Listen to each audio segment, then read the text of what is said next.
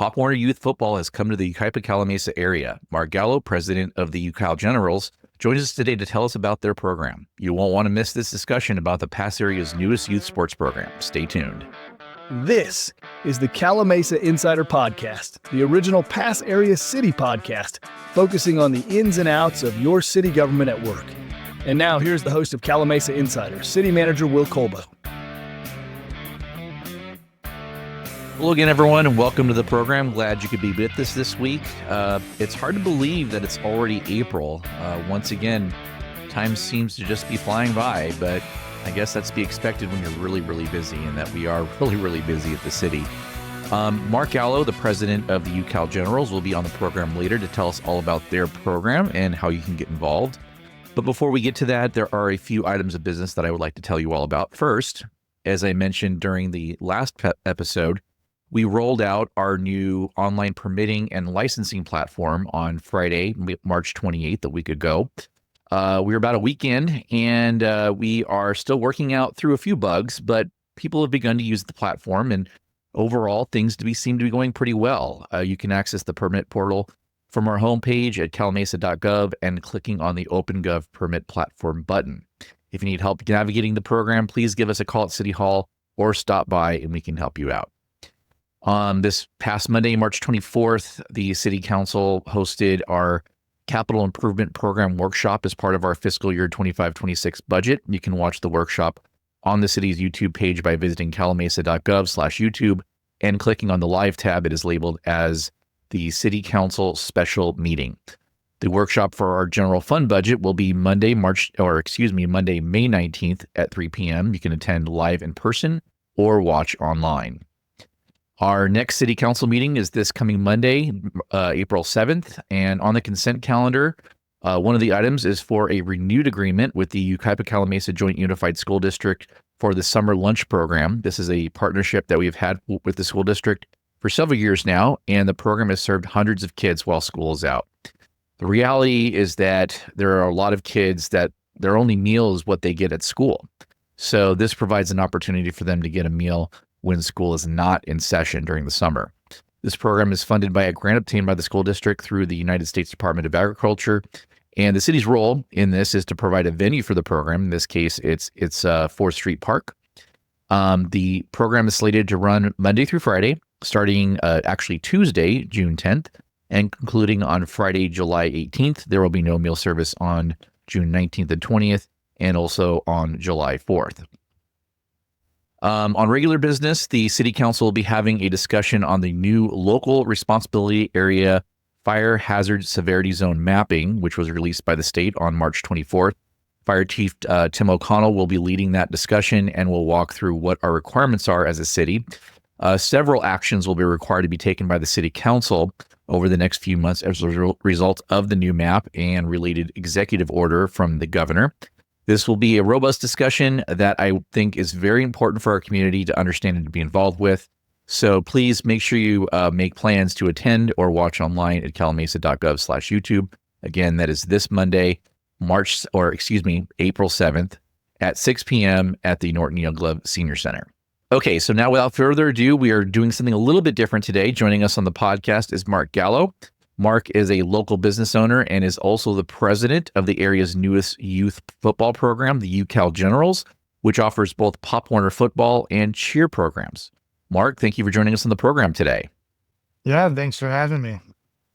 So let's start out with you a little bit. Why don't you tell us a little about yourself and your background and what your interests are and your passions are? Okay, so a little bit about myself. I'm a small business owner. I own a plumbing company called Full Spectrum Plumbing. I've been doing that probably for maybe 15 years now. And we do new construction and some service and repair work. I got into it when I was about 19. A friend of mine, Mike Littleton, who owns Pride Plumbing, which most of you guys probably heard of or seen around town, taught me how to do plumbing, and I worked with him and branched off and started my own business and been doing it ever since. So I've been passionate about it. Just something I clicked with and started doing. So that's kind of my background with Great. That's myself. awesome. Yeah. So So when did you so let's now get into the UCal Generals. yeah. When did you first form the organization? So it was probably around November. A few parents that were involved in another program just wanted to do something different and bring another league here, give kids more opportunity. So I started looking into how we could get it started and did the research, contacted Pop Warner. Their conference commissioner reached out and kind of explained how we could get it set up, and um, applied for our corporation, got our corporation set up, got a 501c3. Um, Took about 90 days to get all that straightened out and in order. And all of the parents that decided to do this, we just all banded together and, started putting it together. It's just something we wanted to have, just a positive environment for these kids to do sports and all inclusive. That's kind of one thing that Pop Warner strives for, is they're just want everybody to be able to play, all the kids. So they try not to turn away kids.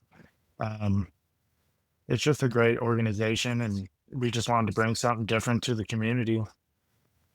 That's a pretty quick turnaround for you guys to start kind of, forming in November, and here you are now actually starting play. And so what challenges did you encounter while that was going on? It was kind of challenging figuring out all the proper avenues to take to get our 501c3. I don't know, I'm kind of a dork with these kind of things. I just research on my own time, and I like starting businesses. It's kind of just in my blood to do so. My dad is a small business owner.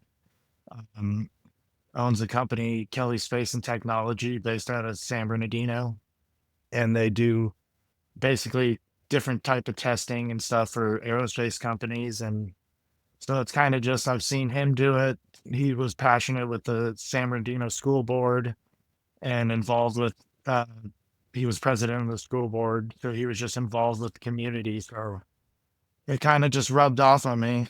And after last year with the kids in their league, we just saw an opportunity to do something new and bring something exciting. And it's been challenging, just picking names and colors and all that, and all the naysaying from people outside, saying it's not going to happen and this and that. But we just keep pushing through and try to make does that it kind work. of add to your fuel of, when people saying you can't do it? Does that make it kind of a little more motivating even than it was before? It does. People said the same thing when I started my plumbing business, oh, it's going to be hard. Why don't just get a normal job, but I just like doing things like this. And the people that we teamed up with, they all have that same energy. So we're just a good group. And we just want to build this group and kind of make a foundation for our organization. And then as it grows, invite, other parents in to be part of it, because, we might not be around forever running it. So we got to just get the community interested and our parents, and, lead them, could take it over and continue it. My dad always joked like about running businesses when we had small talk, and we were just kind of like, you kind of got to be thick in the head a little bit to have that motivation, because you got to be able to go with the ups and downs, and that's just life. It's motivating, and we just keep pushing. That's great. That's great. Uh, So you're just starting your first season. How many players do you have signed up already?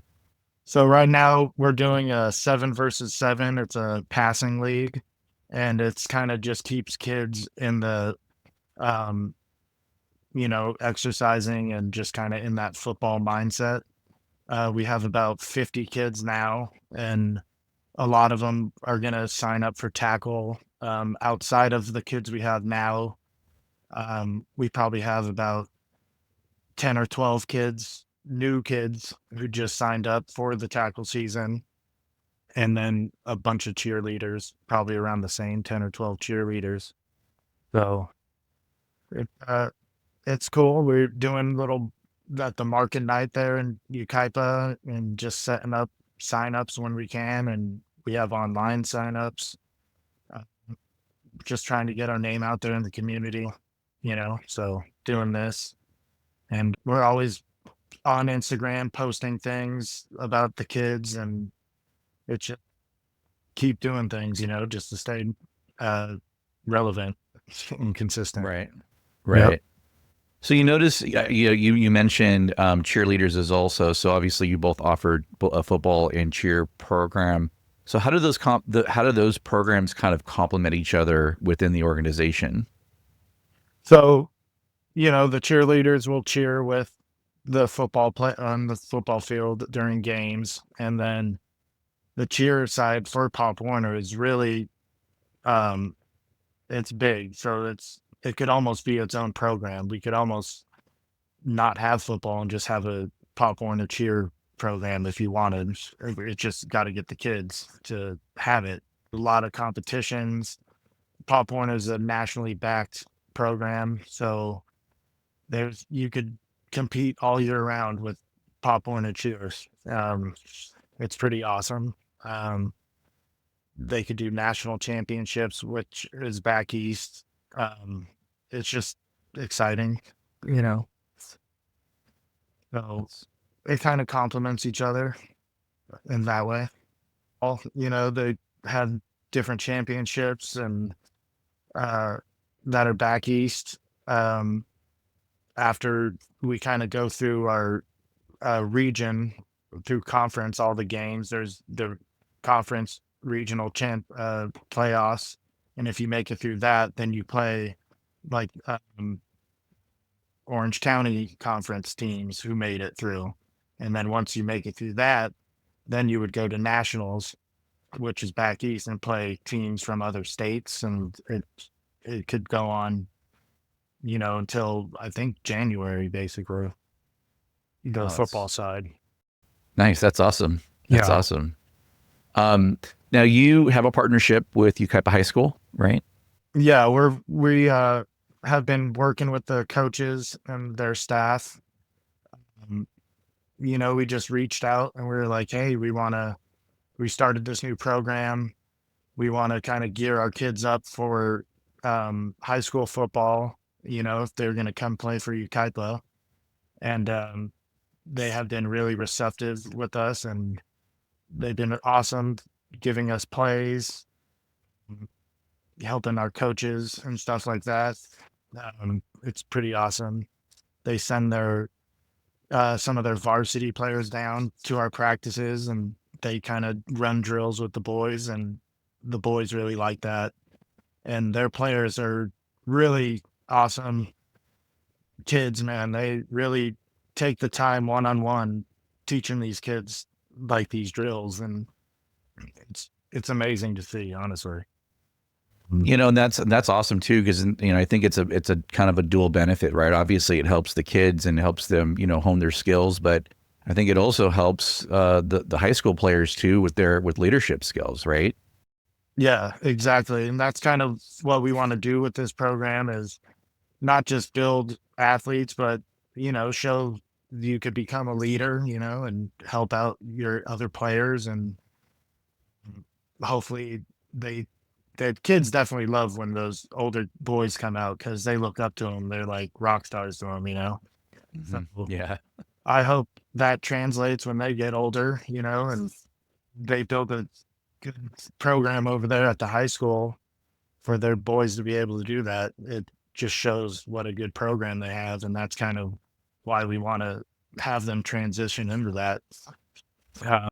Right. It's kind of one of our main goals.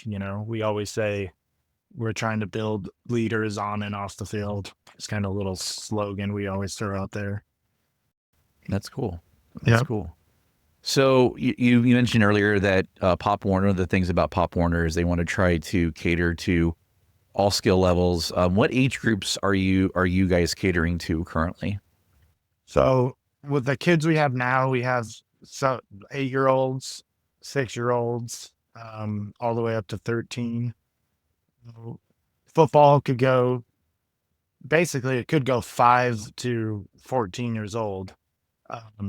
The 5-year-olds, of course, would play on the 6 and under team. And that's about it for the 5-year-olds, but those are the age groups. And it's the same with cheer, the same age groups. Okay. Now, player safety obviously has become an important issue over the past few years. We see it at the pro levels and everything. And as everybody knows, sports have inherent risks, right? But football does have a reputation for injuries. So what steps are you guys taking to the extent possible, obviously, to maximize player safety? Well, with Pop Warner, like I mentioned, they're nationally backed. So they have certain rules in place for their younger kids, 9 and under. Like, they don't do like full kickoff returns where you would, kick the ball and then the kids run and just kind of tackle right into them. The younger kids will just line up at the 40 and then go from there. They're really into that for the younger kids because they did a lot of research about concussions and all of that. So that's one of the reasons why they do that. So there's just certain rules in place. And then, our coaches make sure they coach the kids properly on tackling and the fundamentals. And then also providing them with the proper equipment, certified helmets and pads. All the equipment has to be checked at every game to make sure the certification sticker is up to date. Every other year, they have to basically be recertified, and rep from who makes the helmets, they do the recertification on those. And so those are the kind of things that are in place to make sure kids are safe. That's great. That's awesome. Now, obviously we talked, several times about your affiliation with Pop Warner. Was that one of the goals right away with your league? Yeah, the league that was around and it's still around. Just, I don't know, it's something different. There's other leagues. Pop Warner just seemed to be a good fit, and like I said, they're more into every kid gets a chance mentality, and they do like a little scholars program. So they want to make sure kids have grades, which kind of sets them up for high school because you have to have grades to play any sport in high school. So it just has good values, and everyone part of the conference, all the teams just have this kind of family bond, and everyone helps each other, even though they're an opposing team. They just are nice, and feels good to be a part of something like that, and that's what we want to share with the community is like an open door kind of league, and everyone's welcome. That's great. That's great. So, obviously you're still kind of in your infant stages here. I would say you guys have done a lot in the last 4 months, but what are, have you started thinking about what your long-term goals are for the organization? Yeah, we've been thinking about it. Right now where our main focus is just to make sure we give the parents that signed up their kids now the proper season. And so our main focus really has been getting through this first season and how we could just continue building it. long term, we want to see our kids get to that high school age and transition into high school football, if they decide to. And we just want to do something exciting, offered, do little videos like this. Like we have this backdrop. We want to do little interviews with kids, and that's kind of the long-term thing we see. And, just something fun. Long-term, it would be just continue what we're doing, keep trying to grow the chapter and get the city involved and the community to really recognize us as a serious program. That's great. So, when is the tackle football season? When does that get underway? So, our beginning of the season is July 15th is when we first start practicing, and then the first game is, I believe, August 1st is the first game, and it continues on through October. And then if you go into playoffs, it could continue on from there. Okay. Yep. So how can anybody that's interested, parents, players, community members, how can they get involved, and what steps should they take to join? They could follow us on our social media on Instagram or go to our website. It's ucalgenerals.org. And we have information on there about our program, and we have a online sign up registration on there for tackle. All of our contact information, you could email us, direct message us, and we usually respond right away. So that's how they could get a hold of us.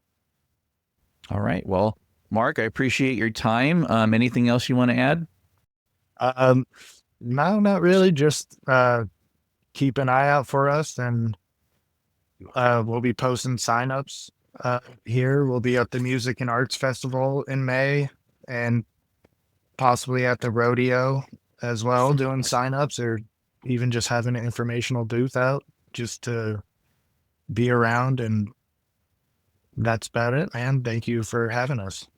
All right. Well, thanks for joining us. I appreciate it. Yep. And there he goes, Marc Gallo with the UCal Generals. And with that, we'll go ahead and wrap up today's episode. Once again, our next regular city council meeting is this Monday, April 7th at 6 p.m. at the Norton Young Love Senior Center. Catch the city council meeting live in person or on the city's YouTube page by going to calimesa.club/YouTube. Subscribe to the podcast on YouTube and your favorite podcast app. Follow us on Instagram and TikTok. It's still around for at least 2.5 more months, both at Calimesa Insider, all one word, where you will find highlights and bonus content. Until next time, thank you for joining us, and I will talk to you again in 2 weeks. Take care.